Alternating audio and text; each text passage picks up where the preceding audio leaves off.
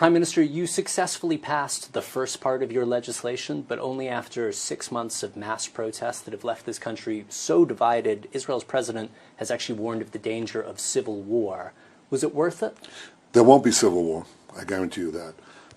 But I think that correcting the imbalance in Israel's democracy, where the judiciary is basically arrogated to itself nearly all the powers of the executive branch and the legislature, I think, yes, it is important to do it.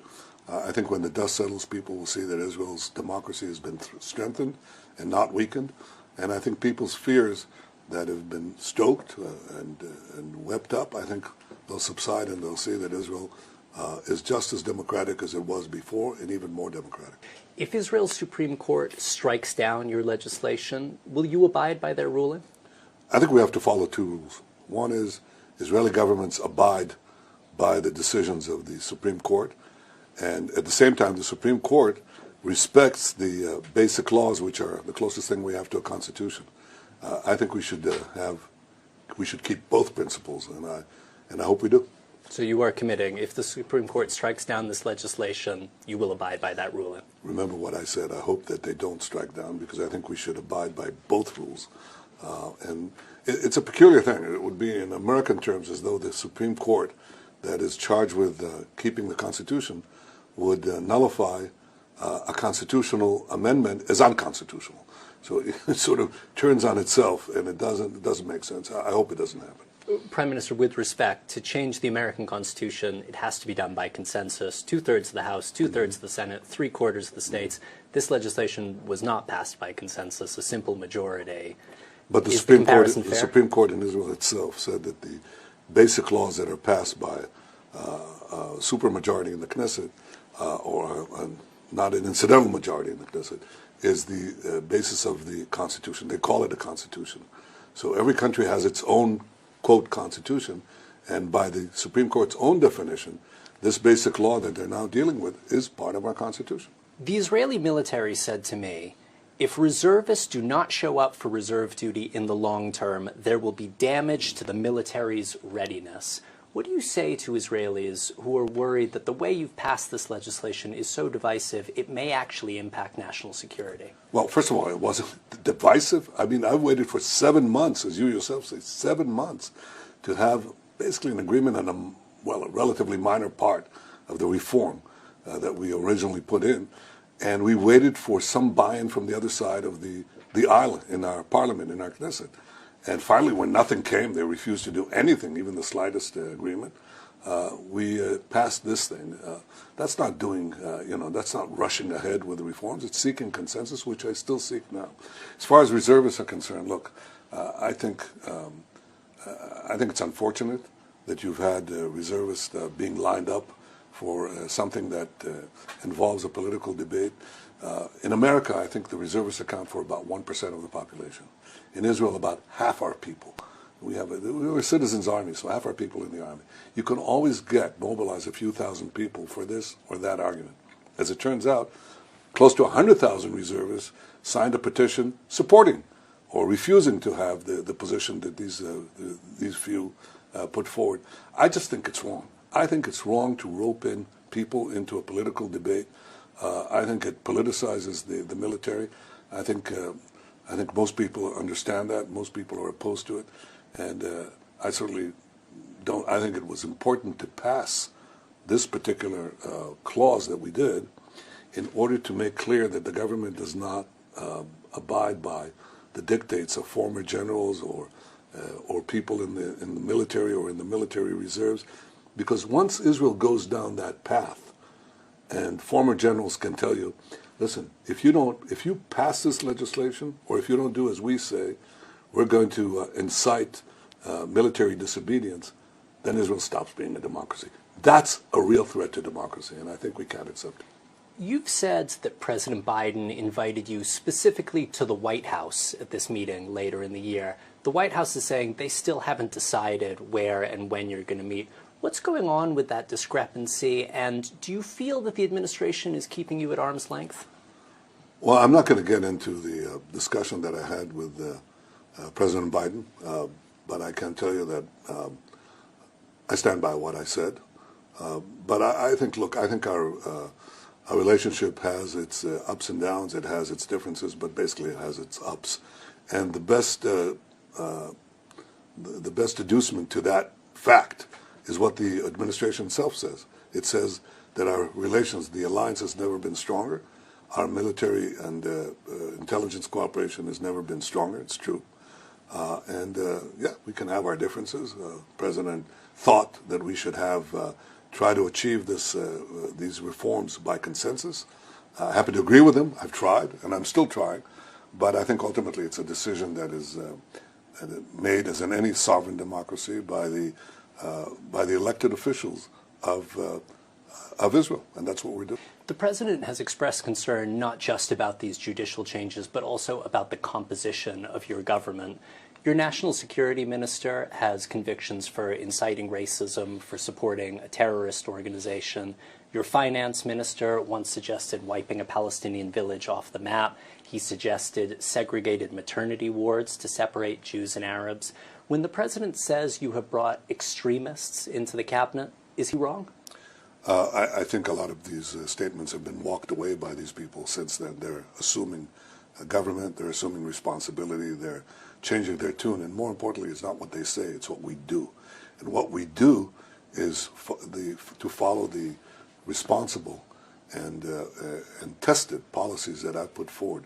For example, recently in our security cabinet, I passed a decision that we will work to prevent the collapse of the Palestinian Authority. That wasn't too popular on my right. And so we had a vote. And 8 out of 10 security cabinet members voted for, 1 voted against, and 1 abstained. At the end, we made the decisions. It's the actions that count. And the words, well, I don't control the words, I control the deeds, but the words are changing as we go along, too. But when President Biden says just 3 weeks ago that Itamar Ben-Gvir, Bezalel Smotrich are extremists, is he wrong?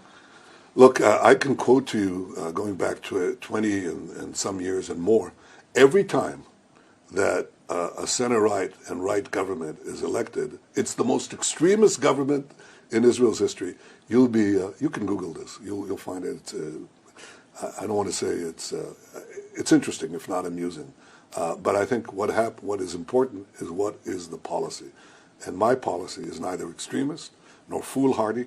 It's careful, and it's responsible, and it's also firm, because I stand on what matters to Israel's security, but I think I'm perfectly realistic and pragmatic in the crucial issues of statehood. How optimistic are you that there could be a peace deal between Israel and Saudi Arabia during President Biden's current term? And are you prepared to bless Saudi Arabia getting civilian nuclear power? Are you prepared to make concessions to the Palestinians as part of an agreement? I think that if we achieve normalization and peace between Israel and Saudi Arabia, this will be a pivot of history. I think it will be a quantum leap after the quantum leap we already made with the Abraham Accords, in which I signed 4 historic peace deals with Arab states, breaking this stranglehold that you have to wait to get peace with the Palestinians or you'll never get peace with the Arab world. Believe me, I had to crack that one. People said it couldn't be done. It was done. We did it. Now we have an opportunity to perhaps begin to end the Arab-Israeli conflict with peace with Saudi Arabia, open up to a peace between the Jewish people and the Muslim world. So I think it's a huge thing. Now, I'm not going to get into the specifics of the negotiations of how to achieve it. If it was that easy, it would have been done. But I appreciate the fact that the administration is putting time and effort in this, as am I. And it's really, of course, up to Saudi Arabia and all of us to see if we can come to a middle ground. As far as what to do with the Palestinians, I'll tell you what my position has been. I always said that with the Palestinians, they should have all the powers to govern themselves, or rather, all the ability to govern themselves, and none of the powers to threaten Israel. And that hasn't changed. That's my view, and I'll do whatever I can. I'll never compromise Israel's security. A number of human rights organizations, both American and Israeli, and a growing number of Democratic members of Congress say that the situation in the West Bank, where the Palestinians live with varying degrees of autonomy, depending on where they live, but ultimately live under Israeli control, without a vote in Israel's government. They say that situation is apartheid. What do you say to that? I think it's hogwash. I mean, the whole idea of ethnic cleansing is what they're talking about. We should get rid of the Jews because otherwise we can't have peace. We have to uproot Jews. That's like saying to me that the million and more Israeli Arabs, Israeli citizens who are Arabs, should be kicked out because we can't have peace unless we have a cleansed state. No, we are going to have to live together in creative arrangements. But I think the important thing to understand is the arrangement. Why do the vast majority of Israelis, by the way, across the political spectrum, do not want to Israel simply walk out from Judea Samaria, the so-called West Bank? Because we've tried it. We went out from Lebanon unilaterally and we got Hamas, rather Hezbollah, an Iranian proxy, to fire thousands of rockets from the places we vacated. We walked out of Gaza and we got Hamas, another Iranian proxy, that fired thousands of rockets from the areas we vacated. The territories that we're talking about are right here. They're about a kilometer from here, from this window, outside this window. So I think that we have to recognize that any peace arrangement would have Israel responsible for security because this is a tiny area. And if we're, does that mean less than full sovereign powers? The answer is yes, it does mean that. But if you go across the political spectrum in Israel, an enormous number really think that. That issue has been settled because we've seen what happens. If we just give that sovereign power of security to the Palestinians right next to us, that means Iran controls that territory, subjugates them, and threatens our very existence. And can you sustain support in the United States under the current situation with growing numbers of members of Congress saying this is apartheid? Well, it's not apartheid. It's the Palestinians can vote for their own people. They can vote for their own parliament. They have their own flag, their own anthem, their own administration. The one thing they shouldn't have control over is security, because security means that they'll fall prey to terrorism and will fall prey to Iran's terrorist proxies.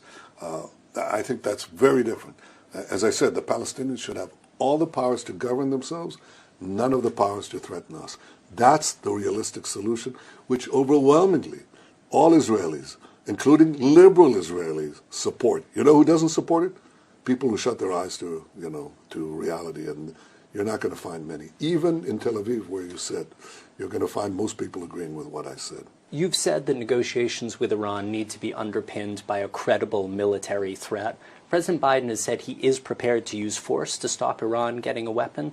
Do you believe that threat is credible? Do you believe he would order a strike? Well, look, I'm the Prime Minister of Israel, of the one and only Jewish state, and it's my responsibility to make sure that regardless of what our great ally, the United States, says, that Israel has to have the powers to defend itself by itself against any threat, and especially against Iran that threatens to annihilate us with nuclear weapons.